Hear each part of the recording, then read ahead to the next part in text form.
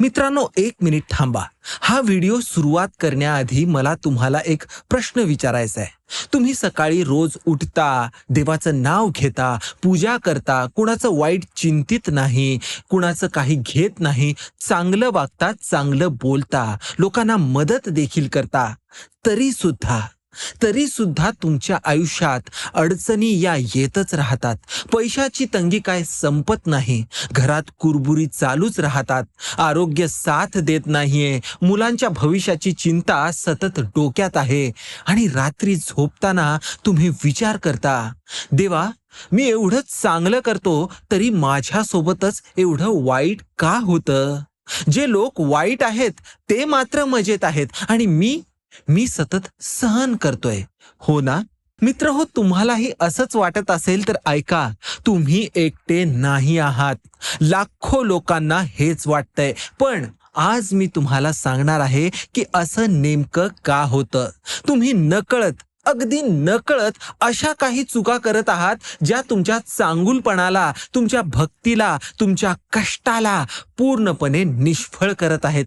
या चुका इतक्या छोट्या आहेत की तुम्हाला वाटेल, अरे यात काय एवढं? पण ज्या दिवशी तुम्ही या चुका बदलाल त्या दिवसापासून तुम्हालाच फरक जाणवायला लागेल. आज मी तुम्हाला 8 अशा गोष्टी सांगणार आहे ज्या बदलल्या की तुमचं नशीब बदलतं. आणि ऐका, शेवटचा 8वा मुद्दा असा आहे जो 99% लोक कधीच करत नाहीत. जे करतात त्यांचं आयुष्य खरोखरच बदलतं आणि तेही चांगल्या अर्थाने. म्हणूनच हा व्हिडिओ शेवटपर्यंत पहा, मध्येच बंद करू नका, कारण जर तुम्ही शेवटचा मुद्दा ऐकलाच नाहीत तर तुम्ही एक मोठी संधी गमवाल.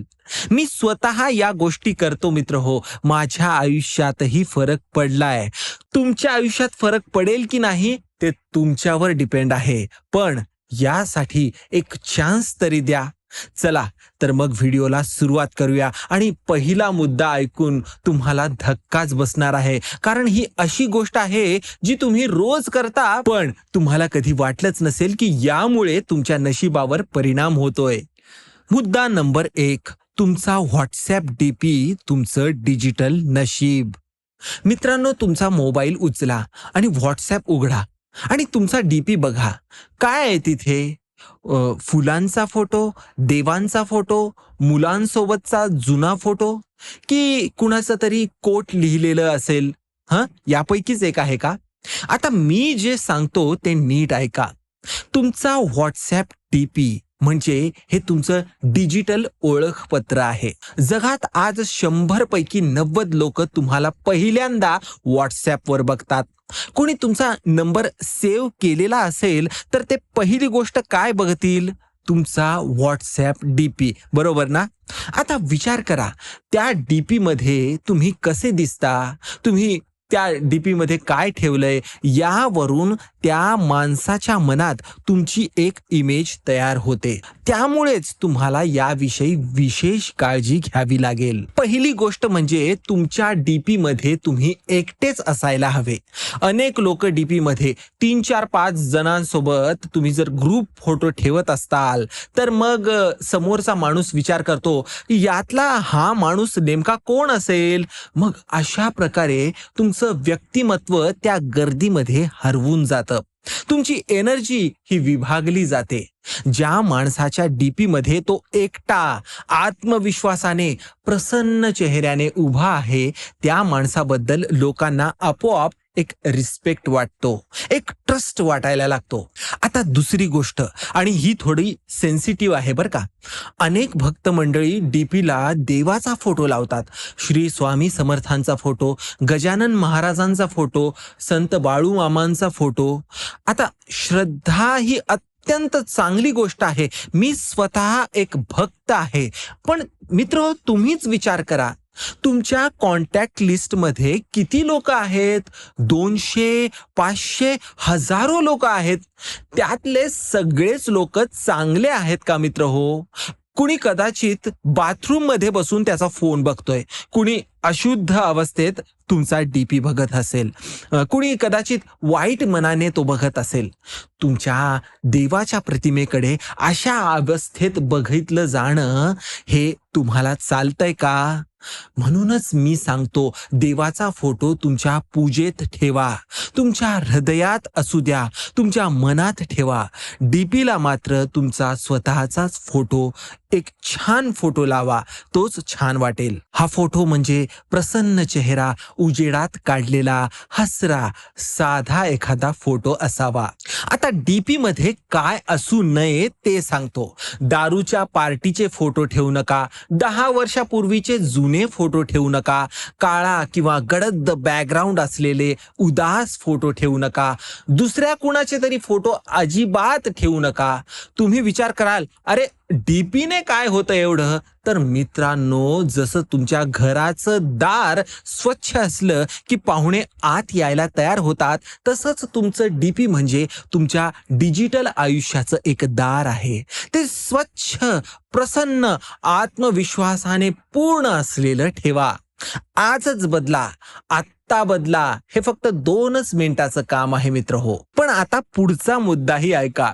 हा मुद्दा तुमच्या घरातल्या शांतीशी संबंधित आहे. आणि हे ऐकल्यावर तुमच्यातल्या अनेकांना वाटेल, अरे हे तर माझ्या घरात रोज होतंय. विशेषतः ज्या घरात सासू आणि सून या दोघी आहेत, त्या घरातल्या लोकांनी हा मुद्दा फार लक्ष देऊन ऐकायचा आहे मित्रहो. मुद्दा नंबर 2, सासू सून नातं, घरातली लक्ष्मी तुम्ही स्वतःच हाकालताय.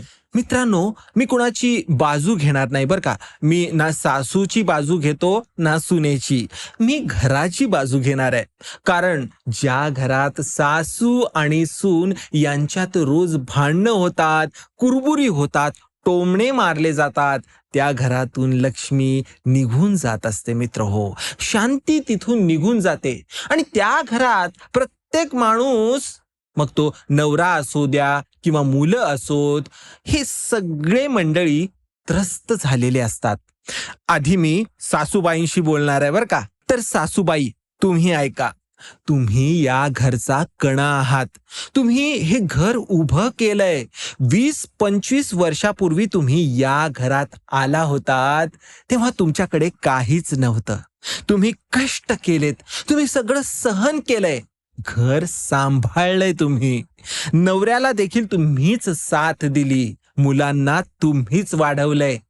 तुमच्या त्यागाला, तुमच्या कष्टाला कोणीही नाकारू शकत नाही. तुम्ही खरंच महान आहात. पण आता एक गोष्ट विचार करा. तुमची सून जेव्हा या घरात आली, तेव्हा तिने काय केलंय माहितीये का?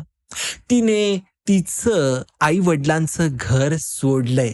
तिने तिचं माहेर सोडलंय. तिच्या सवयी, ज्या काही जुन्या सवयी, जुनी लाईफस्टाईल असेल, तिचे मैत्रिणी, तिचं जे काही जग होतं, सगळं सगळं काही तिने मागे ठेवलंय आणि ते मागे ठेवून ती तुमच्या घरात तुमची लक्ष्मी बनून आलेली आहे. एक अनोळखी घर, अनोळखी लोकांमध्ये ती ऍडजस्ट व्हायला प्रयत्न करते. आता जर तुम्ही तिला रोज टोकलात, तुला स्वयंपाकच येत नाही, तुझ्या माहेरी असंच शिकवलंय का, किंवा माझ्या मुलाला तुझ्यामुळे त्रास होतोय, असं जर तुम्ही तिला म्हणू लागलात, तर ती मुलगी बिचारी आतून तुटेल ना. ती बाहेरून हसते हो, पण आतून ती रडते. आणि जी मुलगी मनातून तुटलेली आहे ना, ती तुमच्या मुलाला देखील सुखी ठेवू शकेल का? तुमच्या नातवंडांना चांगले संस्कार देऊ शकेल का?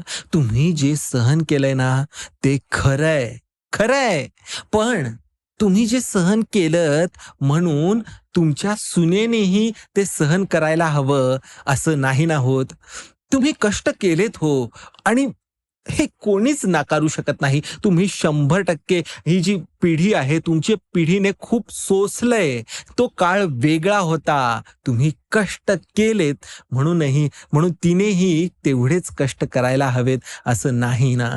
मग प्रत्येक पिढी मागच्या पिढीपेक्षा चांगलं आयुष्य जगावं हे तर आपल्या सगळ्यांना हवंय. हेच तर आपल्या संस्कृतीत शिकवण्यात आलेलं आहे. बरोबर ना? तर आता सूनबाईशी मला बोलायचं आहे. सूनबाई तुम्ही सुद्धा ऐका. तुमच्या सासूबाईंनी जे काही सहन केलंय ते तुम्हाला कधीच पूर्णपणे कळणार नाही हो.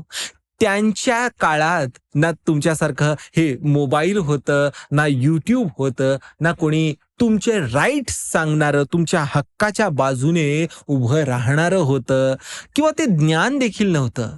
त्यांनी गप्प बसून सगळं काही आयुष्यभर सहन केलंय. कित्येक रात्री त्यांनी एकटं रडत काढलेले आहेत. पण त्या तुटल्या नाहीत. म्हणून आज हे तुमचं घर उभं आहे.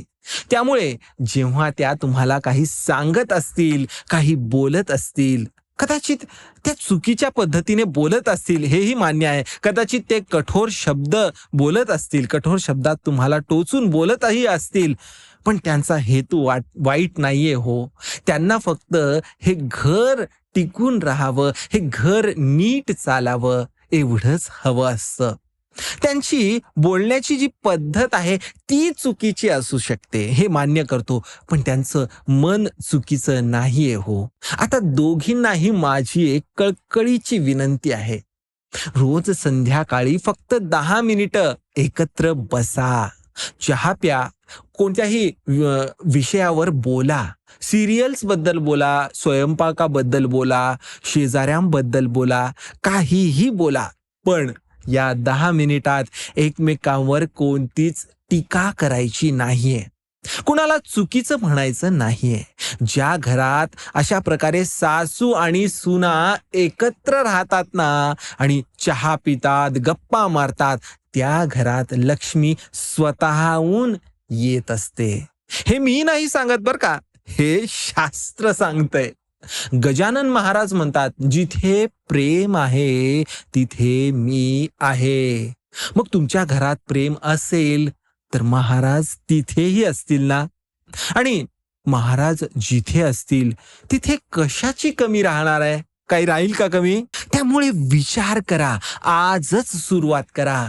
पण आता पुढचा मुद्दा तुम्हाला ऐकायचा आहे. हा मुद्दा तुमच्या पैशांशी संबंधित आहे आणि हे ऐकल्यावर तुम्हाला कळेल की तुम्ही रोज नकळत एक अशी चूक करत आहात ज्यामुळे तुमच्या हातातले पैसे निसटून जात आहेत.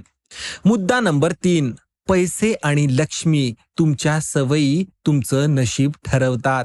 मित्रांनो, तुमचं पाकिट काढा, आत्ता काढा, उघडून बघा काय आहे हो त्यात. किती जुने बिल्स आहेत, किती रिसिप्ट्स आहेत, किती फाटलेले मळलेले नोट्स आहेत. कदाचित एखादं जुनं एटीएमचं स्लिप देखील असेल, एखादं बसचं तिकीट देखील असेल किंवा कदाचित कुणाचं व्हिजिटिंग कार्ड देखील असेल जे कधीच तुम्हाला लागणारही नाही. आता विचार करा, लक्ष्मीला स्वच्छ जागा आवडते, बरोबर ना? मग तुमचं पाकिट म्हणजे लक्ष्मीचं घरच आहे. जर हे घर अस्वच्छ असेल, भरगच्च असेल, अव्यवस्थित असेल तर लक्ष्मी तिथे राहील का? तुम्ही स्वतःच विचार करा. तुम्ही अशा घरात राहाल का जिथे सगळीकडे कचरा पसरलेला आहे? आजच तुमचं पाकिट स्वच्छ करा. सगळे अनावश्यक कागद काढून टाका. फक्त गरजेचे नोट्सच ठेवा. नोट्स नीट, सरळ, व्यवस्थित ठेवा. एक छोटासा हळदी कुंकवाचा टिळा पाकिटाच्या आत लावा. शक्य असेल तर एक छोटी सुपारी देखील ठेवा. हे लक्ष्मीला आमंत्रण आहे. पण लक्षात ठेवा, लक्ष्मी तेव्हाच येते जेव्हा तिला तुमच्या पाकिटात स्वच्छ सुंदर जागा दिसते. आता दुसरी गोष्ट, संध्याकाळनंतर पैसे मोजू नका.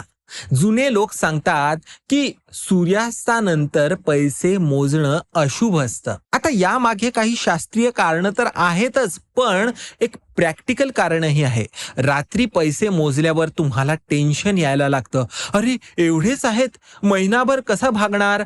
मुलांच्या फीचं काय? या विचारांनी तुम्ही चिंतित होता. या टेन्शनमध्ये तुम्ही रात्री झोपायला जाता आणि वाईट झोप म्हणजे वाईट सकाळ, वाईट सकाळ म्हणजे वाईट दिवस, वाईट दिवस म्हणजे वाईट निर्णय आणि वाईट निर्णय म्हणजे वाईट नशीब. बघा कसं एक चुकलं की सगळंच बिघडायला लागतं. आता तिसरी गोष्ट, कुणाला पैसे उधार देताना किंवा कुणाकडून पैसे घेताना भावनेच्या भरात निर्णय घेऊ नका. कुणी आलं, रडलं, सहानुभूती दाखवली आणि तुम्ही लगेच पाकिट उघडलं, मग नंतर तुम्हाला याचाच पश्चाताप व्हायला लागतो. जुने लोक म्हणतात मंगळवारी आणि शनिवारी पैसे देऊ नका. या मागचं खरं कारण काय आहे की शांत डोक्याने विचार करून मगच आर्थिक निर्णय घ्यावेत. कोणताही दिवस असो, जर तुम्ही शांतपणाने विचार करून हा निर्णय घेतला तर तो नेहमीच चांगला असतो. पैशांच्या बाबतीत एक सोनेरी नियम, गोल्डन रूल लक्षात ठेवा. जेव्हा कमावता, जेवढे काही कमावत असाल त्या कमाईतले 10% आधी बाजूला काढायचे. कितीही कमी कमवत असाल तरीही हे तुम्हाला बाजूला काढून ठेवायचे. 100 रुपये कमवत असाल तर 10 रुपये बाजूला, 1000 रुपये कमवत असाल तर 100 रुपये बाजूला.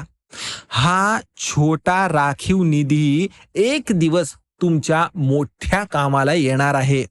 लक्ष्मी अशा माणसाकडे जाते जो तिचा आदर करतो, जो तिला जपतो. आता पैशांबद्दल बोलून झालं. आता एक अशी गोष्ट सांगतो जी ऐकून तुम्हाला आश्चर्य वाटेल. ही गोष्ट तुमच्या मोबाईलशी संबंधित आहे आणि हे तुम्ही रोज रोज करत आहात. तुम्हाला कल्पनाही नसेल की तुमच्या या एका सवयीमुळे तुमच्या आयुष्यात किती निगेटिव्हिटी येत आहे. तर चला आता तो मुद्दा बघूया. मुद्दा नंबर 4, मोबाईलच्या सवयी. नशीब खातंय तुमचं फोन. मित्रांनो, एक प्रामाणिक प्रश्न विचारतो. सकाळी डोळे उघडल्यावर तुम्ही सगळ्यात पहिली गोष्ट कोणती करता? देवाचं नाव घेता, पाणी पिता की मोबाईल फोन उचलता? प्रामाणिकपणे स्वतःलाच सांगा. 100 पैकी 90% लोक सकाळी उठल्या उठल्या मोबाईल उचलतात, व्हॉट्सॲप बघतात, मिस कॉल कोणाकोणाचे आहेत ते बघतात, मेसेजेस वाचायला लागतात. आणि हे केल्यावर मग काय होतं? कदाचित कुणाचा एक निगेटिव्ह मेसेज तुम्हाला आलेला असेल, कुणी ग्रुपमध्ये भांडण केलेलं असेल, कुणाची वाईट बातमी तुमच्यापर्यंत आली असेल. यामुळे तुमचा दिवस सुरू व्हायच्या आधीच तुमचं मन खराब झालेलं असतं, तुमचा मूड गेला त्यामुळे. आता विचार करा, दिवसाचा पहिला क्षण म्हणजे तुमच्या दिवसाचा पाया असतो. जर पायाच कच्चा असेल तर त्यावर उभारलेली इमारत ही टिकेल का हो? जर दिवसाची सुरुवात निगेटिव्ह झाली तर दिवस चांगला जाईल का? श्री स्वामी समर्थ सांगतात, प्रातःकाळी उठून या स्मरावे श्री गुरुला. पहिली आठवण देवाची असावी, मग जगाची. पण आपण उलट करतोय ना. आपण पहिली आठवण व्हॉट्सॲप मग देवाची करतोय. असंच होतंय ना. उद्यापासून एक नियम करा मित्र हो. उठल्यावर पहिली 10 मिनिटे फोनला हात लावायचा नाही. डोळे उघडली की शांत बसा, एक दीर्घ श्वास घ्या, देवाचं नाव घ्या.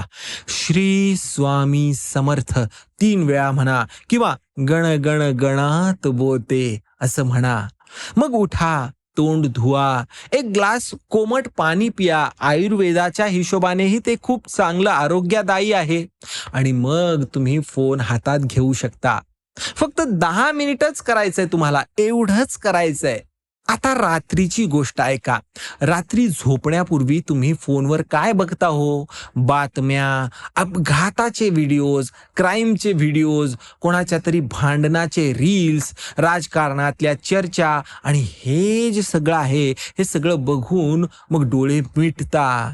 तुम्हाला माहिती आहे का? तुमचं मन झोपेत दिवसभरातल्या जी सगळी शेवटची गोष्ट आहे, तिला झोपेत प्रोसेस करत असतं.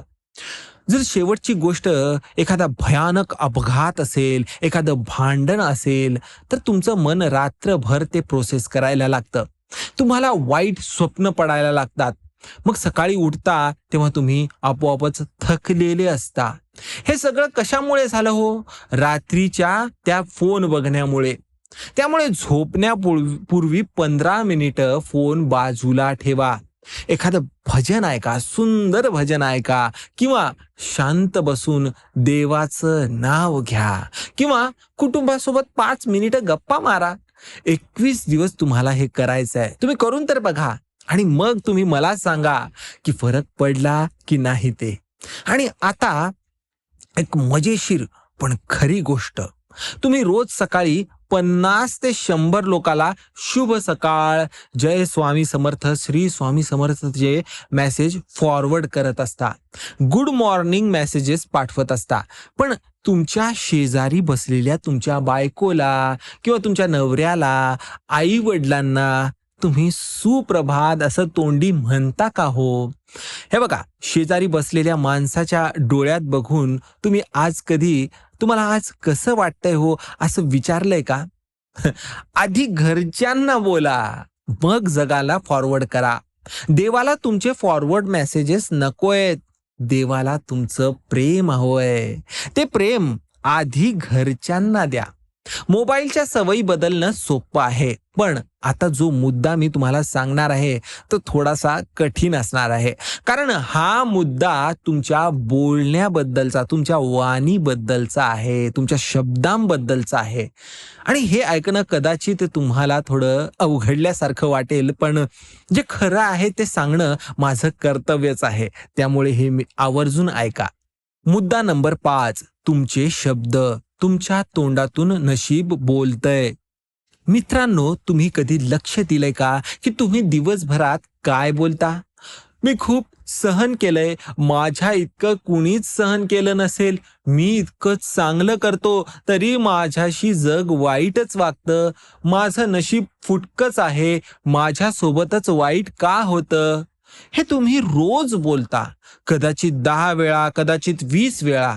आणि मग प्रत्येक वेळी हे तुम्ही बोलता तेव्हा तुम्ही तुमच्या मनात तुमच्या दुःखाला, तुमच्या अडचणींना परत जिवंत ठेवत असता. शब्दांना शक्ती असते असं म्हणतात आपले पूर्वज, आणि वास्तू तथास्तू असते असंही आपण ऐकलेलं आहे.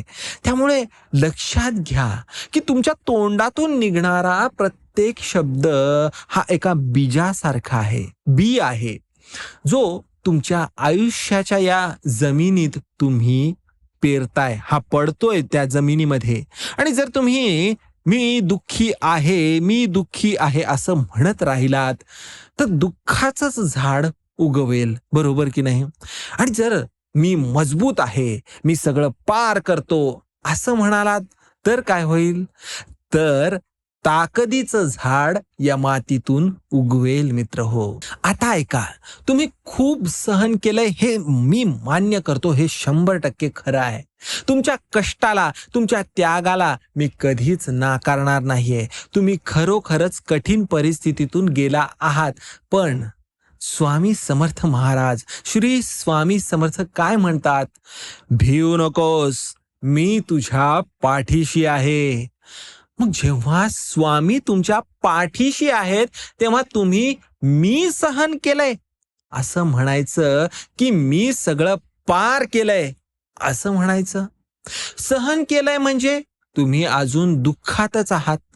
पार केलंय म्हणजे तुम्ही त्या दुःखाच्या पलीकडे गेलेले आहात. बघा, फक्त एकच शब्द बदला, मग त्याचा प्रभाव किती मोठा आहे ते तुम्हाला स्वतःलाच दिसून येईल. आता आजपासून तुम्हाला हे काही शब्द बदलायचे आहेत. सहन केलंय ऐवजी पार केलंय म्हणा. माझ्यासोबतच वाईट ऐवजी माझी परीक्षा चालू आहे असं म्हणा. कुणी समजून घेत नाही ऐवजी देवाला सगळं समजतं हे म्हणा.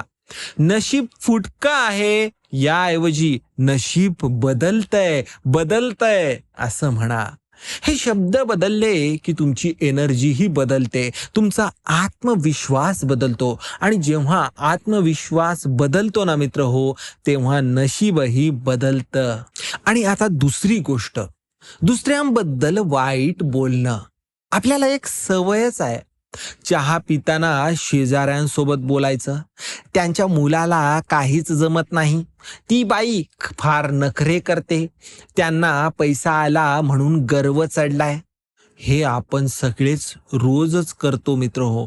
पण विचार करा, तुम्ही दुसऱ्यांच्या आयुष्याबद्दल विचार करण्यात जो वेळ घालवता, तो वेळ तुम्ही तुमच्या आयुष्यासाठी वापरू शकता की नाही? हो ना. गजानन महाराजांच्या एका भक्ताने त्यांना विचारलं, महाराज मला शांती का मिळत नाहीये हो? महाराजांनी त्यांना काय म्हणालं माहित आहे का? तू दुसऱ्यांच्या आयुष्याचा विचार करायला लागलायस म्हणून तुझ्या आयुष्याचा विचार करायला तुला वेळच उरला नाही रे. बघा ना, हे किती खरं आहे, किती खोल आहे. आजपासून तुम्ही एक व्रतच घ्या मित्र हो. 21 दिवस कुणाबद्दलही काहीच वाईट बोलायचं नाही. जरी मनात आलं तरी तोंडावर ते आणायचं नाही. 21 दिवस तुम्हाला करायचं आहे. आजची तारीख लिहून घ्या. फक्त 21 दिवस तुम्ही करा. आणि जो हे करेल ना, त्याला 21व्या दिवशी एक वेगळीच मनःशांती, एक वेगळीच पवित्रता त्याला जाणवायला लागेल. ते अमूल्य आणि अवर्णनीय आहे. मन हलकं होतं.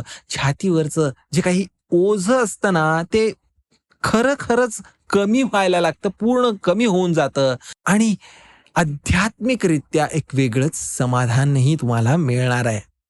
आणि बोलण्याबद्दलचीच एक शेवटची आणखी एक गोष्ट आहे. मी खूप चांगला आहे, मी खूप चांगली आहे, हे सिद्ध करायची गरज नसते मित्र हो.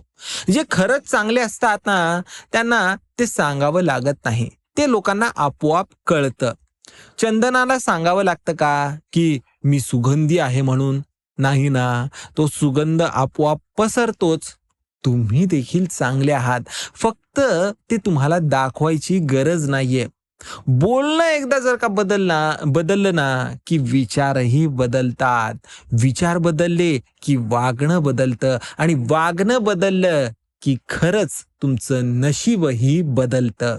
पण आता सगळ्यात महत्वाचा मुद्दा येतोय बर का. हा मुद्दा तुमच्या देवाशी, तुमच्या भक्तीशी, तुमच्या पूजेशी संबंधित असलेला मुद्दा आहे. हे ऐकून तुम्हाला ते पटेलही आणि जरी नाही पटलं ना तरी विचार नक्की करायला लावेल. तर चला तो मुद्दा बघूया. मुद्दा नंबर 6, देव, भक्ती आणि खरी श्रद्धा. तुम्ही देवाला समजून घेतलंय का? मित्रांनो, तुम्ही देवळात जाता, हात जोडता, डोळे मिटता आणि काय मागता?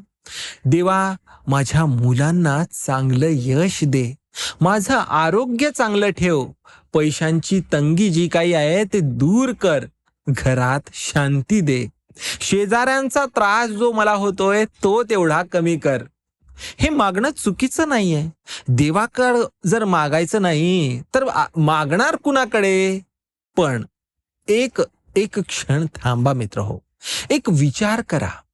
देवाकडे तुम्ही नेहमी दे दे दे करता, पण कधी विचार करता का हो की देवा, मी तुझ्यासाठी काही करू शकतो का? मी तुझ्यासाठी काय करू? तू सांग, मला काय करायचंय तुझ्यासाठी? असं तुम्ही कधी विचारलंय का? आणि असं विचारल्यावर देव काय सांगेल तुम्हाला माहितीये का?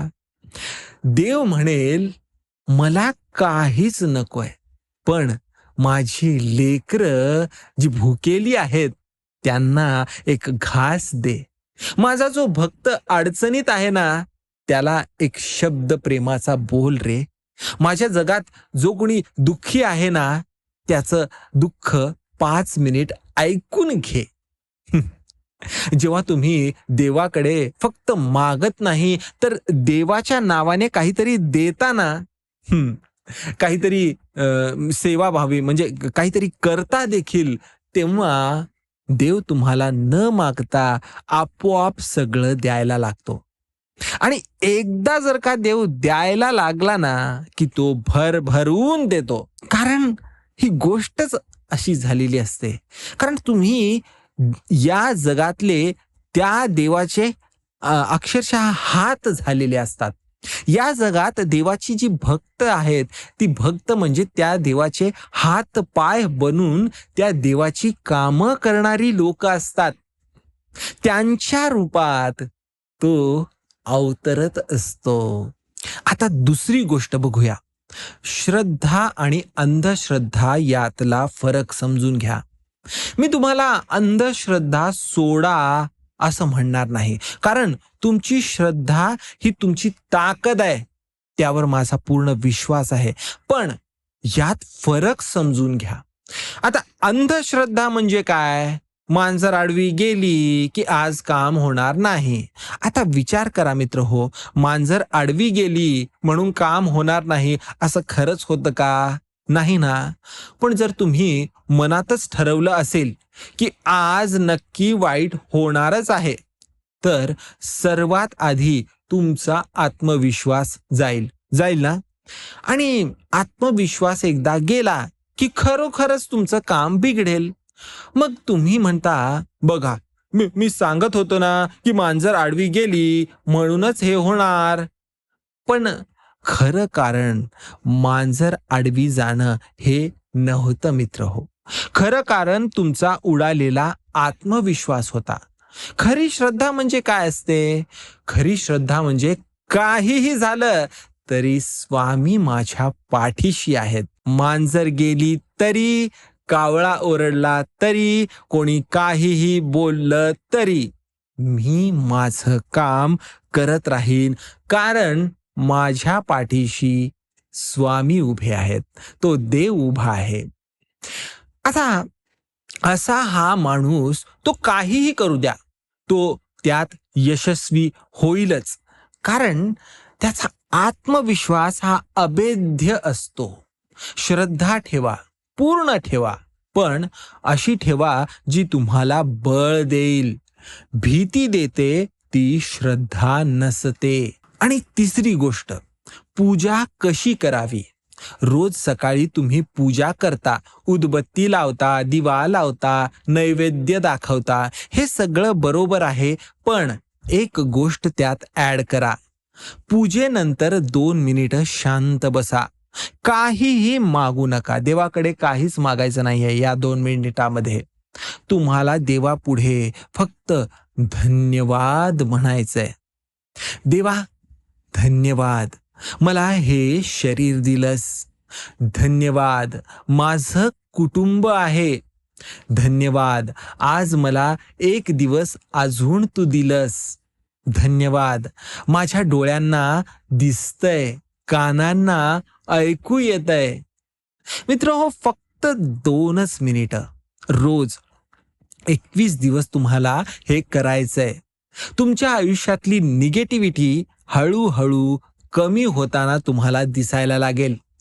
कारण जेव्हा तुम्ही हे जे तुम्हाला आयुष्यात जे काही गोष्टी मिळालेल्या आहेत त्याबद्दल ग्रेटफुल होता, कृतज्ञता होता, आभार व्यक्त करायला लागता, तेव्हा अजून तुम्हाला मिळायला लागतं.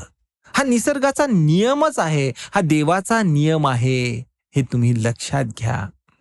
आता पुढचा मुद्दा तुमच्या रोजच्या दिनचर्येबद्दल आहे. हा मुद्दा साधा वाटतो, पण यातली ताकद मात्र अफाट आहे. हे बदललं की तुम्ही रोज एक नवीन माणूस व्हायला लागता. मुद्दा नंबर 7, दिनचर्या. तुमचा दिवस कसा जातो तसं नशीब जातं. मित्रांनो, तुम्ही लक्षात घ्या, तुमचा एक सामान्य दिवस कसा असतो. सकाळी उठता, कसं तरी आवरता, कामाला जाता, दिवसभर राबता, संध्याकाळी थकून घरी येता, जेवता, टीव्ही बघता आणि झोपी जाता.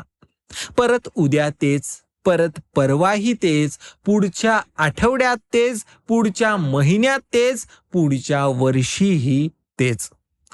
आणि मग तुम्ही म्हणता, माझं नशीब बदलत नाहीये हो. अहो, तुम्ही रोज तेच तेच करताय, तर तुमचं नशीब कसं बदलेल?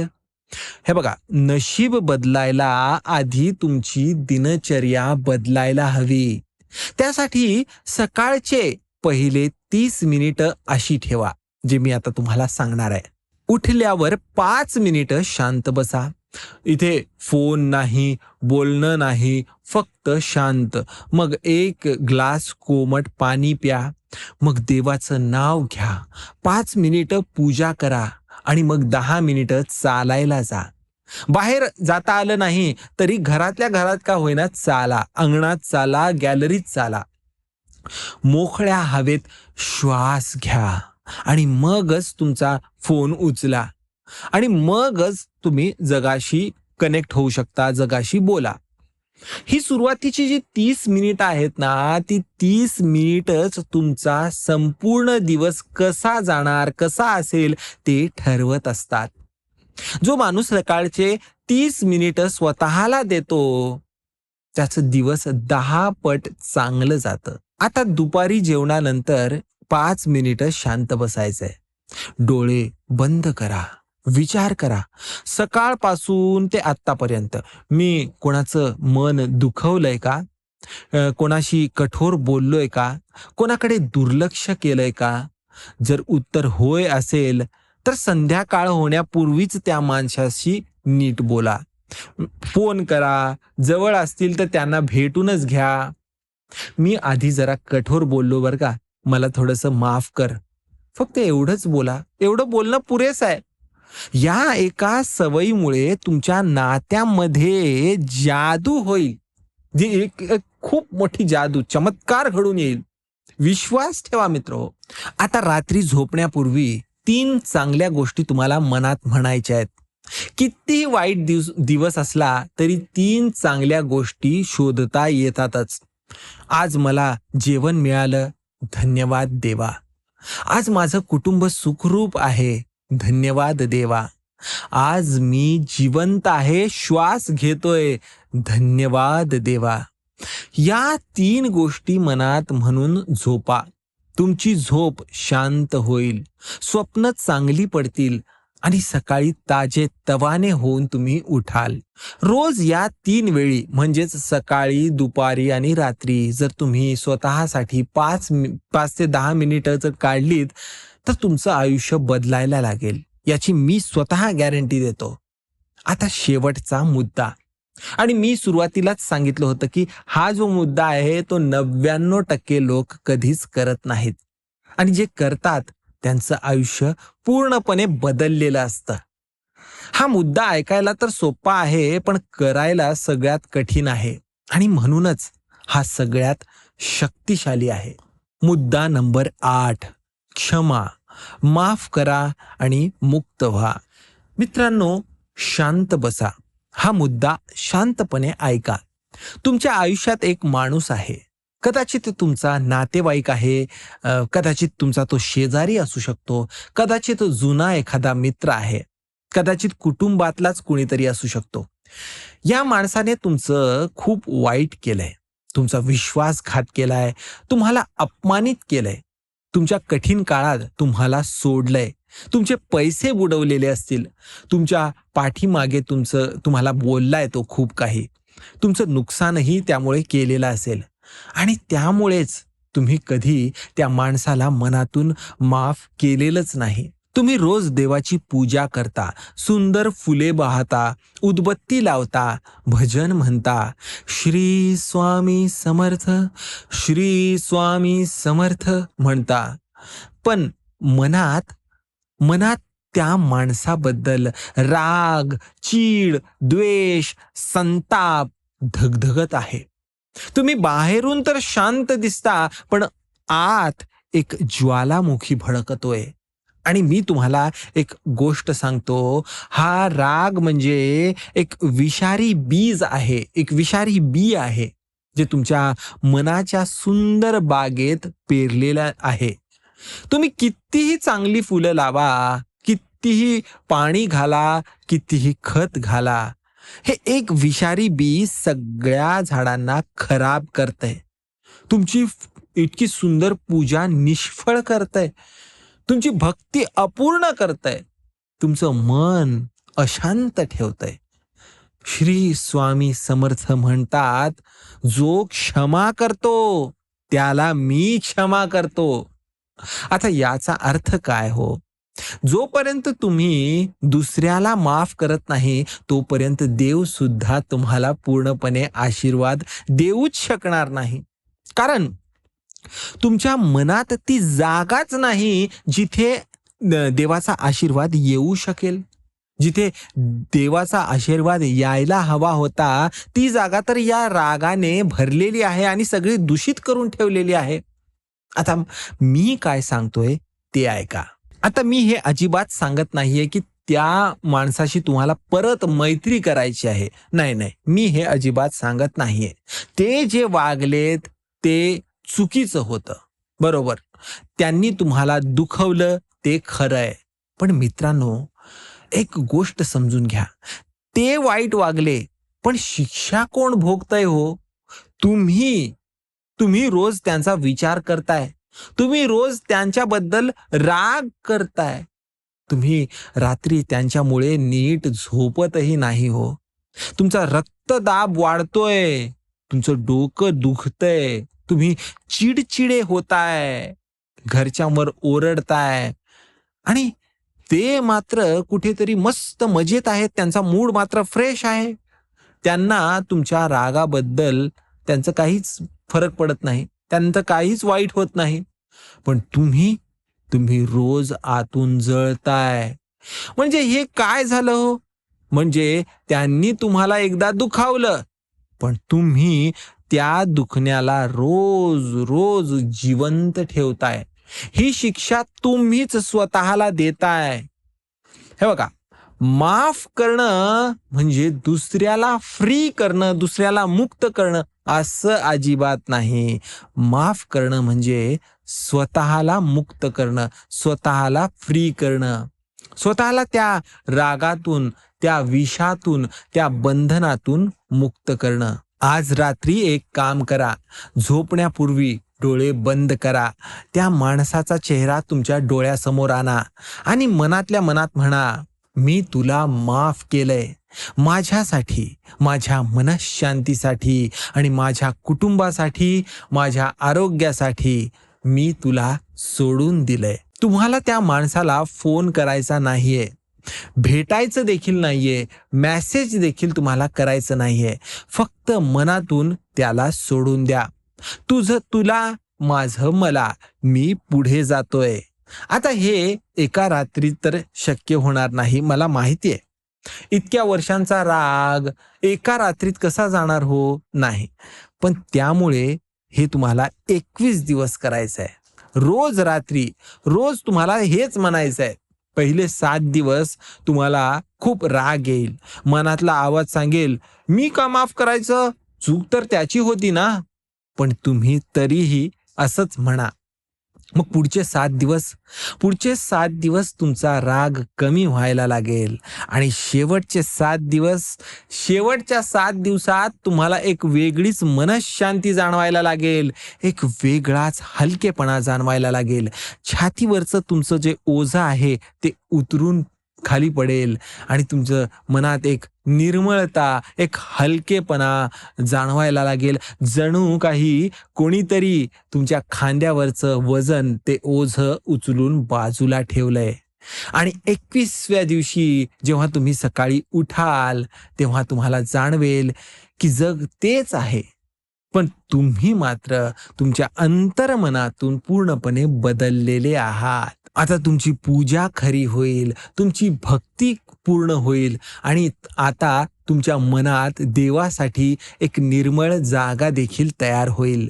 रागाने भरलेली जागा रिकामी झालेली आहे आणि त्या रिकाम्या जागेत देव स्वतःहून येतो. 99% लोक हे करत नाहीत, कारण इगो सांगतो मी का माफ करू, अहंकार सांगतो मी बरोबर होतो, तो चुकलाय. हो, तुम्ही बरोबर होतात, तो चुकलाय, पण तुम्ही बरोबर असून सुद्धा सुखी नाही आहात. ते चुकलेले असून सुद्धा मजेत आहेत. मग जर शांतीच नसेल तर बरोबर असण्याचा उपयोग तरी काय? त्यामुळे त्यांना माफ करा. स्वतःसाठीच हे करा, हे आजच करा. तुम्ही बदलाल तर नशीब बदलेल. तर मित्रांनो, आज आपण या 8 गोष्टी बघितल्या. या 8 गोष्टी छोट्या वाटतात, सोप्या वाटतात. अरे यात काय एवढं असं वाटेल. पण मित्रांनो, मोठे मोठे बदल हे मोठ्या गोष्टींमुळे होत नाहीत, तर मोठे बदल हे छोट्या छोट्या गोष्टींच्या सातत्यामुळे होतात. एक थेंब पाणी दगड फोडत नाही, पण हजारो थेंब सातत्याने पडले की दगड सुद्धा फुटतो. तुम्ही चांगले आहात, तुम्ही खूप कष्ट केलेत, तुम्ही खूप सहन केलंय. नाही, तुम्ही खूप पार केलंय, कारण देव तुमच्या सोबत होता. तुम्ही स्ट्रॉंग आहात, तुम्ही एक फायटर आहात. तुमच्यासारखे लोक या जगात दुर्मिळ आहेत. देवाने तुम्हाला एवढ्या कठीण परिस्थितीत ठेवलंय, कारण देवाला माहिती आहे की तुम्ही हे हँडल करू शकता. कमकुवत माणसाला देव अशा परीक्षा देत नाही. पण आता वेळ आलेली आहे की तुम्ही या छोट्या छोट्या गोष्टी बदला. देवावर विश्वास ठेवा, पण त्याआधी स्वतःवरही विश्वास ठेवा. नशीब बदलत नाही, तुम्ही बदलत असता. आणि जेव्हा तुम्ही बदलता तेव्हा नशीबही आपोआप तुमच्या मागे मागे येतं. जय श्री स्वामी समर्थ. गण गण गणात बोते, बाळू माबा की जय. मित्रांनो, हा व्हिडिओ तुम्हाला आवडला असेल, तुम्हाला काहीतरी शिकायला मिळालेलं असेल, तर एक काम करा. हा व्हिडिओ तुमच्या कुटुंबातल्या प्रत्येक माणसाला शेअर करा. तुमच्या व्हॉट्सॲपवर शेअर करा. तुमच्या आई वडिलांना पाठवा, तुमच्या मुलांना पाठवा, तुमच्या सासू सासऱ्यांना पाठवा. कदाचित तुमच्या एका शेअरमुळे कुणाच्या तरी आयुष्यात एक छोटासा बदल होईल आणि तो छोटासा बदल त्यांच्या संपूर्ण नशीब बदलण्याचं कारण ठरेल. या व्हिडिओला लाईक करा, सबस्क्राईब करा, बेल आयकॉन दाबायला विसरू नका, कारण असेच व्हिडिओ मी तुमच्यासाठी घेऊन येत असतो. तुमच्यासाठी, तुमच्या कुटुंबासाठी, तुमच्या चांगल्या आयुष्यासाठी. पुन्हा एकदा जय श्री स्वामी समर्थ. मित्रहो, भेटूया पुढच्या व्हिडिओमध्ये. तोपर्यंत धन्यवाद मित्रहो.